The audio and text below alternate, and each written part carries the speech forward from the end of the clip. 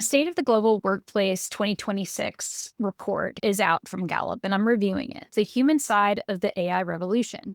Overall, most organizations, 95%, according to this report, have not shown a return on investment on their AI as a whole. And that is across all industries, all verticals, everything. Big part of championing change happens at the middle manager level. And it's not their fault. At the end of the day, they are given these tools without infrastructure, without support, and they're supposed to continue on with business as usual, achieving the same higher KPIs with probably a lot less staff. This is where that disconnect comes from.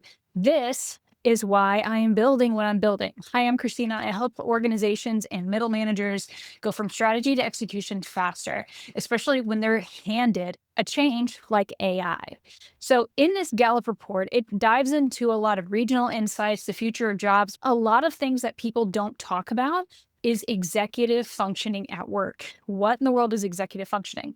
You need to focus on executive functioning skills of your leaders.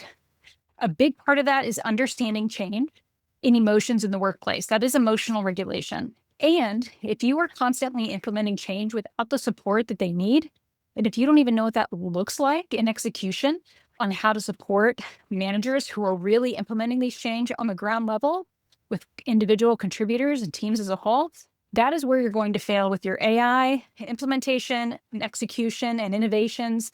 That is where you're going to fail with new systems, with new processes, and you are not going to know how to even train the AI to improve workflows because you won't have the buy-in of your staff. This is where the very simple shift model comes in. So, as somebody who works with organizations on different ways to approach change in ways that are manageable, chewable, and executable, I see this every single time I have a conversation with a client. So, what does that look like? Number one, it looks like implementing the shift model, which is a model that I built for people in these situations. So, this could be middle managers, this could be shift leads, this could be an individual contributor that is being asked to implement artificial intelligence tools across their work that they're doing that impact other people and other teams and other areas of the organization. And what this does is that it focuses on a couple of main things. One is stating what is changing very clearly and not with strategic corporate jargon, highlighting the impact that it has on the team, their workflow, their random Tuesday, because people get emotional, which is so fair when they don't know how it's going to impact them. So, highlighting the impact, inviting the friction. This is organizations feel like they don't have the time or they don't want to experience the friction that's happening. When you don't, you won't know what you're up against. It's been shown that organizations that really do focus in the beginning on what could go wrong without going too deep down a rabbit hole, but when they focus on the challenges that they face when implementing something new, when they invite the friction, helps them move faster. So it's taking that slow down to speed up approach, framing up the future. So, what is this connecting back to? That's the F. And it talks a little bit about this in the State of Global Workplace in 2026. From there, the last one is T, taking the next step. This is often where people often forget when they're announcing a big change. They don't give people a concrete next step that gives them a way to feel like they're in some sort of control. And I get this. I've worked in corporate for almost 20 years.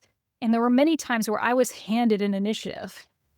What did that success look like? So, when you invite the friction, when you're able to frame up the future, highlight the impact, and give them a way to take that next step, you're able to address these executive functioning challenges that really can hold up the work that you're trying to achieve.